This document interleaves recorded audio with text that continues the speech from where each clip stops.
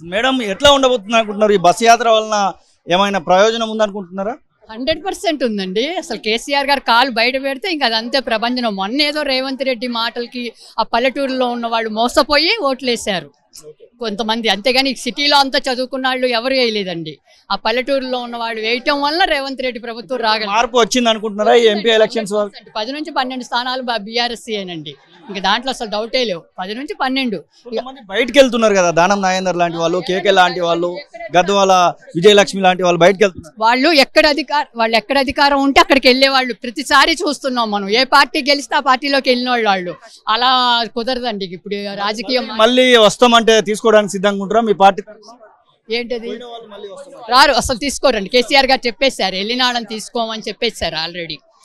మాకు జూబ్లీహిల్స్ నియోజకవర్గం అండి. మాకు మాగంటి గోపీనాథ్ గారు 100% సక్సెస్ఫుల్ గా చేస్తారండి. పజ్జన్న గారు గెలుపు బీఆర్ఎస్ దే. మీరమ్మా? మేము బోర్బండేనండి. ఎట్లా ఉంది మొత్తానికి ఇప్పుడు జూబ్లీహిల్స్, సికింద్రాబాద్ నియోజకవర్గం, అలాగే హైదరాబాద్ నియోజకవర్గంలో ఎవరికి అవకాశాలు కనిపిస్తాయి? పద్మారావు గారండి మంచిగా చేస్తారు ఆయన. మా బీఆర్ఎస్ పార్టీయే గెలుస్తుంది. ఇప్పుడు కాంగ్రెస్ కేసిన దానివల్ల చాలా లాస్ అయిపోయారు జనాలు. ఏ ఒక్క పథకం కూడా మాకు ఇవ్వలేదు.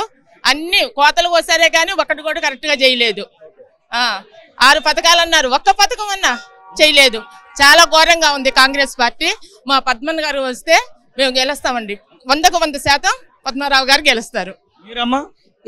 నేను జూబ్లీహిల్స్ నియోజకవర్గం నుంచే. ఈరోజు ఏదైతే చేపట్టబోతున్నారో బస్సు యాత్ర కేసీఆర్ గారు, ఆ బస్సు యాత్రకి జూబ్లీహిల్స్ నుంచి పెద్ద ఎత్తున గోపన్న గారి నాయకత్వంలో పెద్ద ఎత్తున మహిళలు కానీ జెంట్స్ కానీ తరలి రావడం జరిగింది తెలంగాణ భవన్కి. ఇక కేసీఆర్ గారు నిన్న ఏదైతే ఇంటర్వ్యూలో నిధులు నియామకాలు అని ముందుకొచ్చారో ఇంటర్వ్యూ ఎట్లా ఉండబోతుంది అనుకుంటున్నారు? ఈ యొక్క బస్సు యాత్ర ప్రయోజనం ఏమైనా ఉంటుందా? చాలా 100% ప్రయోజనం ఉంటుంది. కంపల్సరిగా విన్ అవుతాం మేము.